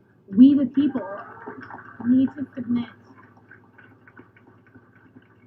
Thank you. Need to submit our vote. And so I would say in terms of a remedy, you may fashion that even outside the purview of the litigation that we are now bringing. And I'm happy to go into that into more detail if the panel would prefer. Thank you. Representative Kaufman. Thank you very much, and thank you, Mr. Mayor, for being here, and Attorney Ellis. We appreciate your service to the nation because these are definitely difficult times, and all of those who have testified, it truly does take bravery to step out in situations like this and talk about your personal experience. I wanted to direct this to Mayor Giuliani and Attorney Ellis. In the cured ballot issue, or uncured ballot issue, the ability to cure in one area of the state and not in others, it is certainly, to many of us, seems to be an equal protection violation under the 14th Amendment. Can you quantify what you found as far as maybe number or information as far as the number of ballots we're talking, and how widespread it is across the Commonwealth as far as, were there 2 counties that allowed for curing, and, they were Philadelphia and Pittsburgh, or were there more counties out there that allowed for curing? That kind of information would be very helpful to us, I think. Representative, that it went on in the 2 counties you mentioned, and probably 3 or 4 more. Curing, in other words. It did not go on in the majority of counties, Republican or Democrat. Most of them were in a, the Elections Commissioner sent out a notice, advice that you could cure the ballot. If you checked with your lawyer would say, no, you can't do that. The legislature has to provide. So your counties that were sticking to the strict letter of the law didn't provide for curing. The counties that were acting, I would say, illegally, because the election commissioner doesn't have the authority to make that change, followed it. It does turn out that those are largely the Biden counties did the curing and the Trump counties didn't do the curing. It's hard to know how many it affected. I could get you the number of actually cured ballots, but I don't think I can get you the number that weren't cured. Who were the ones that were affected? When we argued this in front of the court, the judge said, well, maybe those people in the counties that didn't allow curing should sue that county. But that county didn't do anything wrong. That county followed the law. The reason they were deprived of their right to vote on an equal basis is because other counties followed what would be the illegal advice of the election commission, that you can cure a ballot, for which there is no authority in state law. So we will try to do better to get a good number there. But it's hard to do because a lot of it affected people who just didn't vote. Sure. But I do think the practice, in some cases, the numbers are sufficient to overturn the election. In some cases, the numbers aren't. But what they do is show how onerous and how draconian the measures were they took to flip this election. I mean, some of them result in numbers that affect the outcome of the election, like not examining the ballots. Some of them don't. There's still indications that this was a deliberate fraud. This wasn't just a couple of election officials kind of screwed up. This was a deliberate, planned fraud, and that's why the remedy, which seems kind of tough, is justified. If this were just a couple of mistakes, that would be a tough remedy. But this is a plan that was carried out throughout your entire state, and I submit it was carried out in concert with other Democrat organizations. And if you look carefully, they picked only Democrat cities where they control law enforcement and the courts, and they can get ridiculous decisions, like the first decision, the decision they got from a judge in Philadelphia who said, "Oh, you're present. Why do you have to see anything?" Well, because I'm an inspector. That's why. And that's a purely political tax decision. And they knew they could get decisions like that in Philadelphia, in Detroit, if it were a different kind of election, Chicago, New York. Those are the kinds of cities they picked. They didn't pick, even in your state, kind of neutral cities, Democrat or Republican. Thank you. Representative Schemmel. Thank you, Mr. Chair. 3 quick questions for 3 different testifiers. So we certainly know about the irregularities and inconsistencies. You just detailed an inconsistency. You can't prove a negative. That's why you can never prove votes that were never allowed to be cured. But in regard to the allegations of fraud, I have a question. First, and forgive me, I don't remember names, but the gentleman here from Philadelphia who was denied admittance to observe in a poll. You described being denied the ability to get into a polling place. Did you seek to be admitted to any other polling places and were also denied? I could have gone to other polling places where I heard there was problems, but we decided to move on to other problems. What was her name? I was actually at her polling place that when she was being totally harassed. I was one of about 5, 6 guys to stop the harassment. So there was no polling place that you sought admission to in and around the city of Philadelphia that just allowed you in when you displayed your orange card? I probably could have gone to that entire ward and had the same problem. We went out of that ward because there was other problems going on that time. Okay. Next question for a gentleman next to you, the attorney from Florida. You were observing polls and the processes in the city of Pittsburgh. I believe that you described being kept away from being able to observe the tabulators and so forth. That was a problem we certainly saw in other places in the city of Philadelphia. When you were eventually allowed to get closer, where perhaps you could see the ballots and the votes, did you observe anything different about the behavior of the tabulators? Did their behavior change? Did their methodologies change? Anything to lead you to think that they were, conducting the process one way when you weren't observing, and a different way when you were? In the first instance, we were never really able to get, there was only one element of the process where we were able to actually get reasonably close to see what a tabulator was doing, and that was with overseas and military ballots. When overseas and military ballots come in, they come in a different format that's not readable by the machines, and so there's a individual that takes the ballot and then keys in the votes for the voters. And of that group, we could see about 3 or 4 of those people doing that transposition of those ballots. Beyond that, and that was for a very short period of time on actually Friday evening, Friday after the election, They were beginning to tabulate overseas and military ballots. With that singular exception, we couldn't actually see any ballot at that particular moment that you asked about. There was no opportunity to ever really see any ballot other than that situation. And there was one worker that was within, I don't know, 8 or 10 feet of us at the edge. And we did, in fact, see him do 35 Biden military ballots all in a row, which we found to be kind of curious. But it did not. What he was doing did equate with the papers that he had in front of him. Okay, thanks. My final question for Mr. Giuliani. You've alleged fraud within our voting system, but we've heard a lot of anecdotal evidence we have as representatives and senators, and you presented a good deal today. But amongst the affidavits you have, do you have any affidavits from anyone who could be qualified as a whistleblower, who actually was part of the fraud and is now willing to testify as to the fraud? Yes, we do. We have, I believe,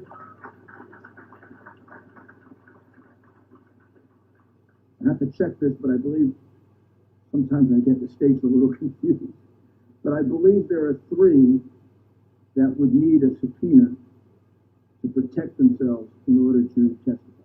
Okay, and then I would say at least one of them is a Democrat.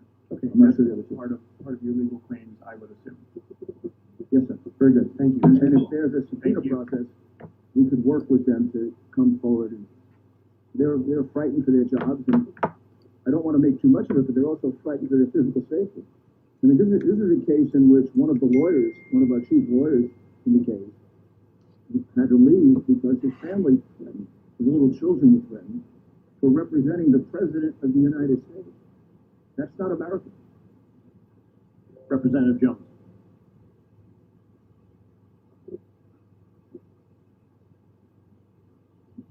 Can you hear me? Okay, great. Thank you, Mr. Chairman. I appreciate it. Thanks to everyone who testified.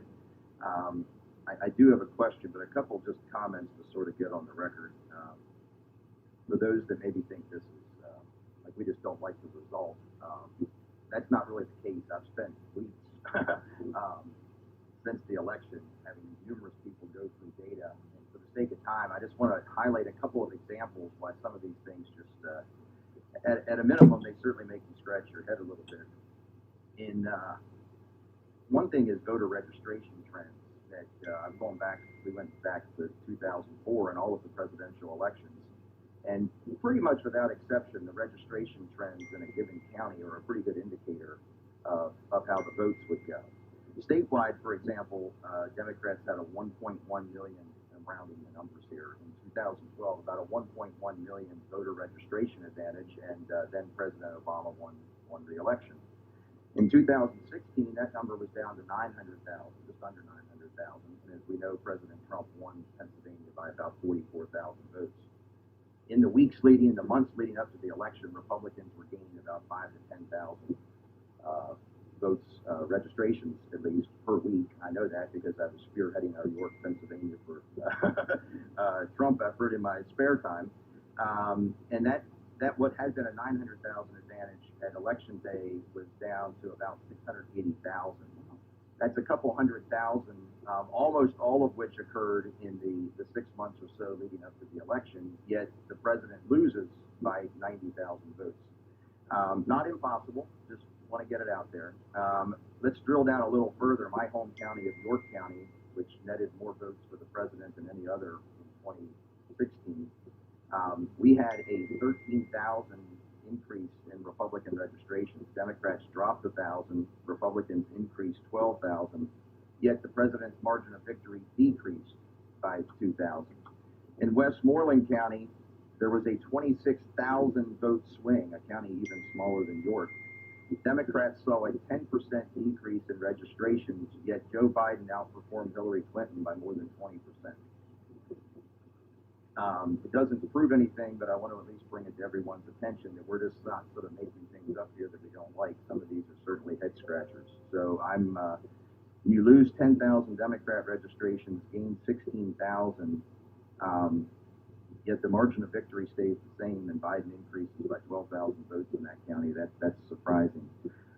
Lastly, if I may, I want to talk a little bit about, I don't know if the gentleman can testify or can return, but your witness on the gentleman with the military background on the voter fraud and so forth. Colonel Wolf.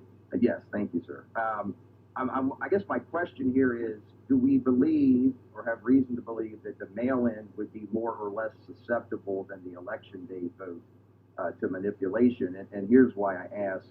Another head scratcher. I'm comparing Republican to Republican, Democrat to Democrat. We all know that Biden did better with mail-in. That was expected because a lot more Democrats voted by mail, and of course the president did better on election day. Nothing to see there. However, when we compare President Trump to a relatively unknown candidate named Stacey Garrity, who was elected a Republican who won the race for treasurer, on election day, the president did 128,000 votes better than Ms. Garrity on election day. Not really all that surprising. A number of people don't vote down ballot and so forth. Yet with mail-in ballots, she did 41,000 better than the president. I have a hard time understanding that. Let's go to Joe Biden. We have a relatively well-known attorney general here, Democrat, Josh Shapiro, who won re-election. He, on election day, he defeated Joe Biden by 52,000 votes. He did 52,000 better than Joe Biden. Yet with the mail-ins, Biden does 54,000 better than Shapiro. And I just sort of want to get that on everybody's radar. Maybe there's an explanation, but I don't really understand how Democratic mail-in voters are that much different than Democratic election day voters. And interestingly enough, apparently Republicans who vote by mail are much more likely to vote for the down ballot candidate than on election day. Last comment there, part of the argument is that people didn't vote down ballot. That's going to be a lot more prevalent on election day when you've waited in line for 2 hours and you're in a hurry to get out there. But this speaks to the opposite. With a mail-in ballot, you have plenty of time to complete your ballot and to go down ballot.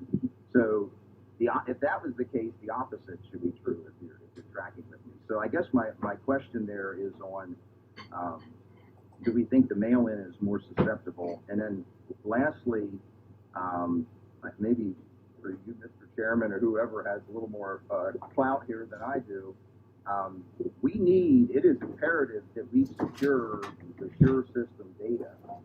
And some of the things that we are questioning can be easily proven or disproven. We just want the facts. So, for example, if we see huge numbers of inactive voters, I think one of the witnesses spoke today, if we see huge numbers of inactive voters on the mail-in side, that's all right there in the data. We know how frequently people voted. We know who requested mail-in ballots. Did we see multiple mail-in ballots going to the same address? It is mind-boggling the record turnout that we saw in a state where mail-in voting is brand new during the time of COVID, where the ground game was certainly hindered by that. Doesn't mean it didn't happen, but we have the data. This is a simple query of data. This is not a manual recount of ballots. This is a simple query of data that the state possesses, specifically to say, did significant numbers of mail-in ballots go to the same address? I could do that myself in probably 10 minutes if I had the data. And do we see large numbers of inactive voters coming out for a candidate who had very little enthusiasm? And maybe it all happened, but we don't have to speculate. The data is there, and I would suggest we have a look at that. So I apologize. Thank you for humoring me with that. It's just a topic we hadn't touched on very much. I wanted to throw some examples out, and I am curious if you feel the mail-in is more susceptible or less susceptible than the in-person voting. Representative Jones, the user's manual for specifically the Dominion and the ES&S suites, they do allow the administrator to batch process mail-in votes. So what that does is they process all the mail-in votes in a batch, and it can be a batch, they normally scan in batches of 50, but they can just chunk all of those votes into a batch file. The administrator then can select which candidate or what percentages of that mail-in ballot go to which candidate. So they're very susceptible to individual manipulation by the administrator operator. And would that be, if you were trying to use move large numbers of votes, would it be more logical to do that through the mail-in where you had a large batch at a county level, or am I speculating too much? Yes, no, and it's to do a manual recount of all those ballots is much more time consuming, and like you mentioned earlier, if they were mass produced, and they were single vote, then there is potential to add extra ballots to the count. Thank you very much, and I appreciate you giving me the time, Mr. Chairman. I also am just curious what we heard the testimony with the USB sticks in Delaware, why that's not being investigated. That seems like that would be criminal activity that we've heard here discussed, where law enforcement is on that. Probably not your immediate concern, Mr. Mayor, but I'm curious about that as well. Thank you very much. Thank you. Representative Zimmerman. Yeah, thank you, Mr. Chairman, and thank you, Mayor, for coming to Pennsylvania, and all those willing to testify. Thank you so much. So just a comment and then also a question. So in Lancaster County, where I'm from, since May, we registered over 12,000 new Republicans, and a large percent of those ended up being Amish. They might understand the difference between freedom and socialism more than most of us, but I think probably the audience is here for that reason as well. So that's just a comment, just for your information. The question I have, Mayor, for you is that as legislators here in Pennsylvania, is there one or two things that you would advise us or suggest to us that we really concentrate on and or make a change? What comes to mind that would be most important for us to really do here in Pennsylvania? First thing, of course, as a lawyer for my client, along with Jenna, we would ask you not to certify, and to certify the correct, honest votes, which I think he arrived at several different ways. And probably the easiest way to arrive at it, just because of the huge number of votes, are the votes that were not properly inspected. When I say properly inspected, they weren't inspected at all. You could almost consider them hidden votes counted in a back room where everybody was smoking cigars. And the reason you have a lot of votes without a down ballot, you're quite correct, Representative Jones, that it's much easier to fill out your home, you can fill out the down ballot, than rushing through a machine. However, if you only have a half hour to get 10,000 votes in, you don't have time to do the down ballot, do you? You're sitting, in a truck somewhere, right near the place you're going to bring in shopping bags. And I don't think we have this evidence here, but we have this evidence in Michigan. We have evidence of trucks coming in with ballots in garbage pails and ballots in cardboard boxes. So maybe it's my prosecutor's paranoia, but it seems to me that those ballots were filled out that night. And you don't have time to vote for all those. You just got enough time to go. And that's why you get this strange anomaly that there are so many down ballots not filled out for Biden.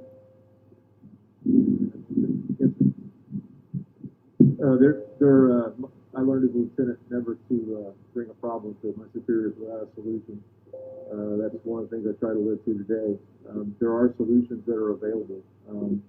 I made the simple comment that your vote should be at least as secure as your Venmo account, and it's not. It's easily fixable with app, with blockchain. There is a process out there that was developed by MIT. It's called VOTZ, V-O-A-T-Z. It's being fielded now. The problem is there are no national standards for federal elections, and there are no enforceable standards. So if there is if nothing else out of this election, if we have a set of enforceable standards, and we use technology like blockchain to ensure that every vote going through the whole process is transparent from soup to nuts, then we can ensure a technologically advanced, secure election. It's not an individual vote may be manipulable, but batches of votes would not be. Great information. Thank you so much. Thank you, Mr. Chairman. Thank you.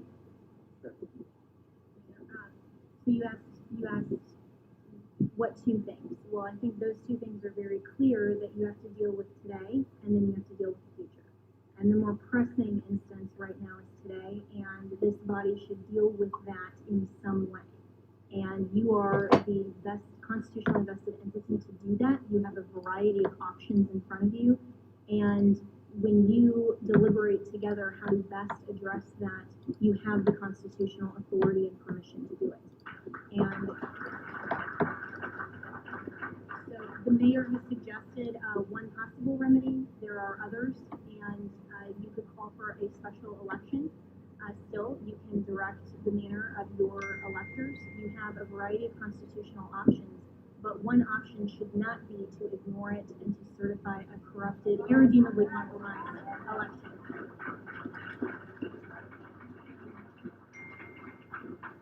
So we would ask that you deal with that today, and then for the future, look at all of these things that you've raised. Look at all of the voting machines. Look at all of these people who are interfering, really. You have an executive office and branch that is runaway. You have from your governor to your secretary of state to each of these individual election officers. This is election official fraud, and that's what's going on here. And for the sake of every future election, that should be addressed in the legislature, because you also have the constitutionally vested obligation to the people of the state to address that. So my recommendation, along with the mayor, and I sincerely applaud everything that he has said as well, and on behalf of our client, but on behalf of the nation. You're right when you say that this isn't just about overturning an election. It's not about deriving the outcome. That's what the fraudsters want to do. What we want to make sure of is that we, the people, get to select and prefer our commander-in-chief, and you have the obligation and responsibility to ensure for the people of Pennsylvania that. Thank you. Thank you very much. I believe we have Representative Metcalf on Zoom with one final question. Daryl? Can you hear me, Senator Argyle? Loud and clear. Thank you, sir. Thank you, Senator Argyle, Senator Mastriano, for hosting this very important hearing. It's very important to the future of our republic today. Thank you for the invitation to the House members that are joining you there today. Thank you for the invitation for me to join you via Zoom today. And thank you for the opportunity to provide some input and ask a question of Mayor Giuliani here today. But a lot of what's been talked about tonight, and I really appreciate Mayor Giuliani and the attorney's initiative to the General Assembly to reassert our constitutional authority regarding the certification of this election. I am former state government committee chair that had oversight for the election law for many years. I served in that position not during the last term, but in the past, and we have battled in Pennsylvania to fight the fraud and fight the way that our election laws have been violated, not just for several cycles, but for decades. And we've actually had a state Senate race that was overturned, I believe, in the Philadelphia area back in the 90s because of fraud. So when we look at what has occurred here, and I really appreciate Mayor Giuliani bringing all of those individuals before us today to provide a testimony at this hearing. And I think even more important, I hope that we get a chance to see that their testimony was heard in a court of law where a just ruling is found to protect every legal vote that was cast here in this election in November, and to discard all those votes that were not legally cast. And I think as we've been overwhelmed, as was mentioned by the senators at the beginning of this meeting, that as we came through election day, and prior up to that, we'd had 3.5 million people filing for unemployment because of the unconstitutional dictates of Wolf to shut down businesses and stop people from going to work in Pennsylvania.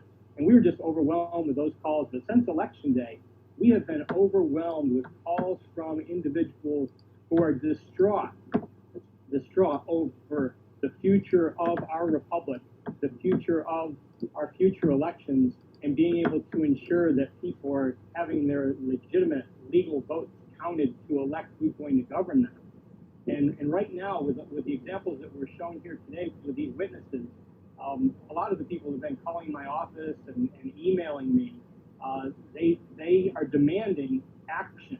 And as we've heard today, there's a lot of citizens out there that have important information that needs to be shared in the courtroom to ensure that that these fraudulent activities, and it's not, I mean, a lot of times when people talk about fraud, they're thinking of impersonation, but that's not what we're talking about. We're talking about fraudulent activities as far as a fraudulent election because they've not abided by the laws that have been passed by we the people through our elected legislature as the U.S. Constitution, as our state constitution, as our laws provide for to facilitate our election. So, Mayor Giuliani, as we move forward, and I stand with Senator Mastriano and others that are there today. I actually sent an email out while I was listening to some of the testimony today given at the hearing to the whole Republican caucus in the Pennsylvania House to encourage them to sign on and listen to what was happening today with this information that I think they all need to hear and that every Pennsylvanian, every American needs to hear. To help encourage our citizens, Mayor Giuliani, as you move forward in the court battle, I know the press has been continually, day after day, saying no evidence, no evidence, no evidence. But I think we heard a lot today. Do you expect that you're going to have an opportunity in the right level of courts in our state, in our nation, to have this evidence presented by some of these people here today and others that you have signing affidavits? Yes, I am. I'm certain that there will be a court decision that will allow us to present our evidence. The case in Pennsylvania was dismissed on a motion to dismiss, in which the judge made factual findings against us, basically saying he thought our claims were absurd. Of course, he has no right to do that on a motion to dismiss. On a motion to dismiss, he has to assume that everything we're saying is true, and I think it was just done to delay us. And I can't imagine a judge giving a correct decision here that wouldn't at least allow us to have a factual hearing. And the reason we came to you and some of the other state legislators is because I believe that we're being denied our right to a hearing by the courts. But then again, you do have responsibilities equal, if not superior to the courts, to oversee these elections. So we've made similar requests to the legislatures in Michigan, Arizona, and Georgia, and we're very hopeful that next week we'll get to present to them as we also press for a hearing in court. I think it is really important for the American people to see these are not my claims or Jenna's claims or President Trump's claims and many of these people came to us because they're so upset. These are the complaints of the American people, and I'm more than happy to make available to you an outline of the other affidavits. It would have been impossible to produce all the witnesses, but I can show you that for each one of these witnesses, there are anywhere from 15 to 50 other witnesses who saw the same thing. I have a list just in Pittsburgh alone of 27. I have a list in Philadelphia of 32. I have a list of about 40 witnesses on cure. Even though the numbers aren't ascertainable, there's still a lot. None of the things we're saying to you are just arguments, it's just evidence. I keep explaining to people affidavits are the best evidence you can have until somebody actually gets into court and swears. And our evidence is under oath. Their claims are just claims. We have one additional question online from Representative. Thank you, Darrell. From Representative Kiefer. Thank you, Senator Argel. Thank you, Senator Argel. Thank you, Mayor Giuliani. Representative Don Kiefer. Thank you. Thank you. Thank you, Senator Mastriano, for hosting this, and thank you, Mayor, for all of the testimony that you have brought forward. Two questions I have. First is regarding testimony that we received on the pink highlighted ballots that were scanned through and submitted, and then they were able to be redocumented and then scanned through again. Is there any action being taken on that, given the number of ballots that we're talking about there?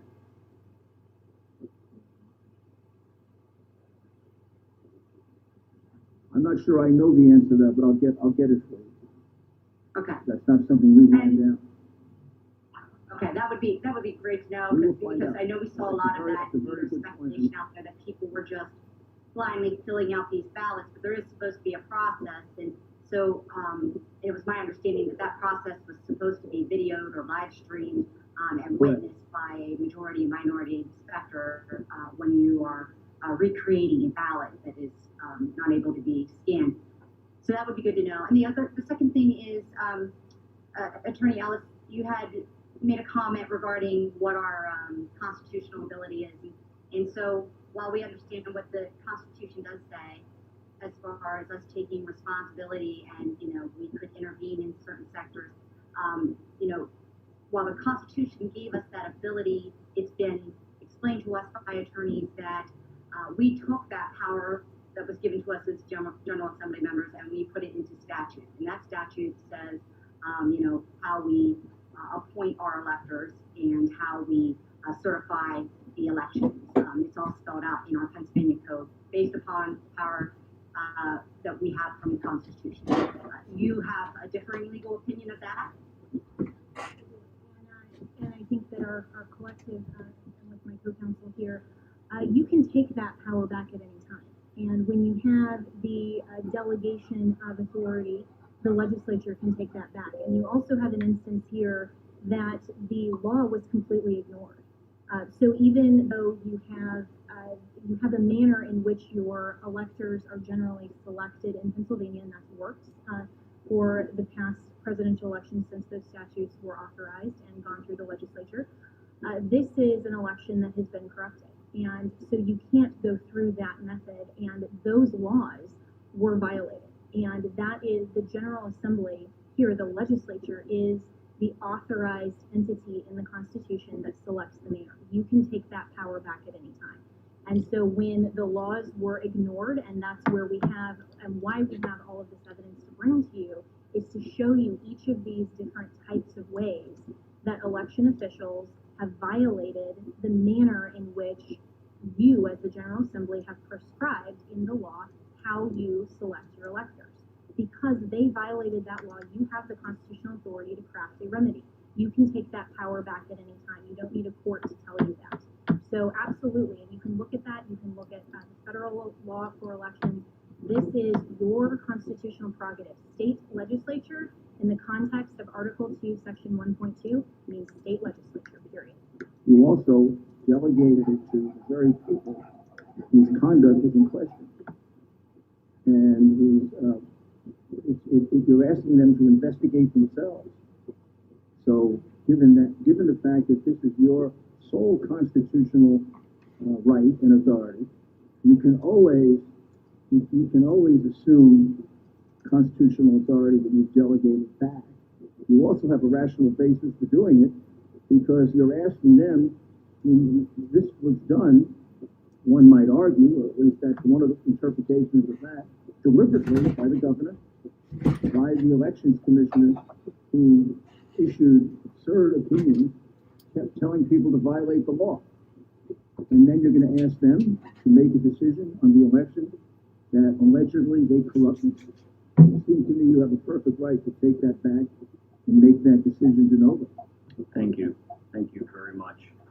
I want to thank everyone for your patience. The public, our many witnesses, our senators and representatives. As you've seen today, this COVID pandemic has made holding a public hearing a little bit more challenging than usual, but we have still received an enormous amount of information today, information that we will share with every one of our members. There is no doubt in my mind that we will pass legislation in the House and the Senate based on what we have learned today. I also want to thank Senator Mastriano. Doug and his staff have been enormously helpful today. It really goes without saying, we would not be here without Doug Mastriano, and so I'm going to give him the last word, because I know even if I didn't, he'll he'll take it anyway, and he deserves to have it. Doug? I love you, Senator Argyle. Thank you for being willing to use your committee to do this hearing. So we pulled the trigger yesterday morning around 9 a.m., and look what happened here. And as Jesus said, you shall know the truth, and the truth shall set you free. Guess what? Guess what? The truth's out there. Media, you should have found these witnesses. You need to do your job. Now you see them out here. Do your job. You're essential to this republic, and without you doing your job, instead of being partisan hacks, this republic can't stand. So now you got some information, you got some witnesses with courage. These people are heroes to me. As a retired Army colonel, I look at them and I say, you guys are outstanding. Thanks for being willing to step up. Because I am cognizant that the so-called tolerant people on the left will not show much love or tolerance to people they disagree with. And so thank you for standing, because you're warriors being able to stand for and save this republic. So thank you for going forward here. I mean, indeed, I started this off quoting for John Adams. We are in Adams County. Facts are stubborn things. There's a lot of hard facts out there, and guess what? As history and change in 1863 in Gettysburg, back then it's July 1st, 2nd, and 3rd. So on this day, history is changing for our country and state, back at Gettysburg once again.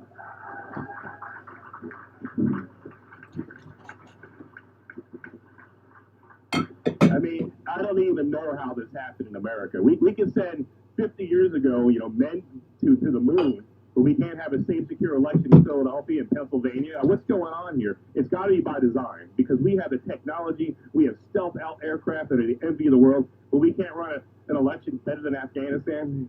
Congressman Perry, you and I are in Afghanistan, and I don't know how in the heck Afghanistan has more secure, safe elections than Pennsylvania does. I mean, beam me up, Scotty. There's no sign of intelligent life anywhere. Really?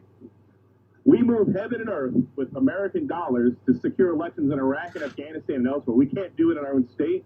It's by design. There's people in Pennsylvania not interested in safe, secure elections, and we have to correct this. There's two things that need to happen. First off, we need to make sure that the real winner is sent forth from this presidential election. And number two,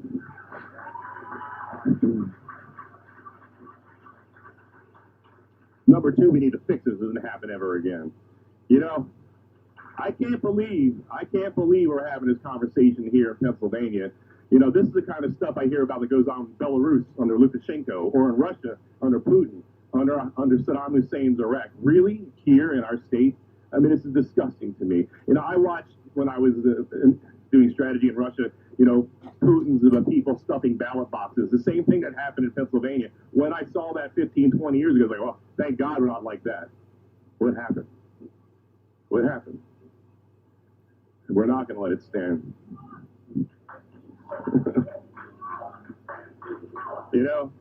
I saw, you have to forgive people because we are a constitutional republic, so I'll forgive those that say democracy, but I saw one man had a sign in Philadelphia, and the irony wasn't lost on me. Democracy dies in Philadelphia. Can you imagine the irony of that? Where the light of liberty was lit in 1776, it transformed this world. Where in this very same state, a new birth of freedom.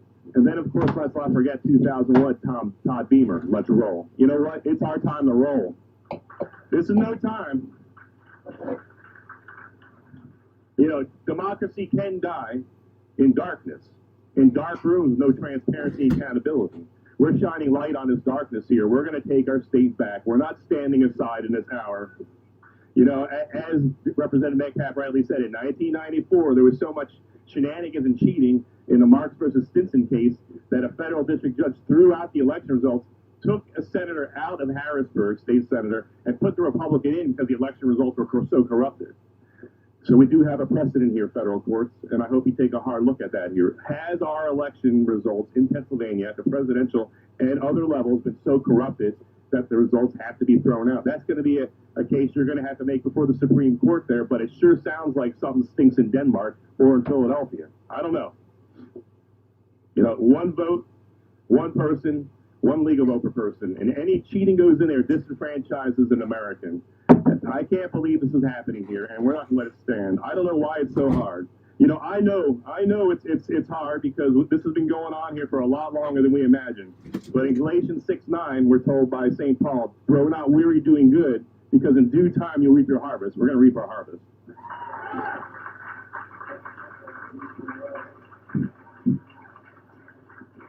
time for dithering. The time for dithering and deliberation is over. It's time for decisive action. We have to protect our Commonwealth and our nation. The eyes of the world are upon us, and let's turn the Commonwealth of Pennsylvania from a laughing stock to the pride of the world once again, as we've always had been and need to be again.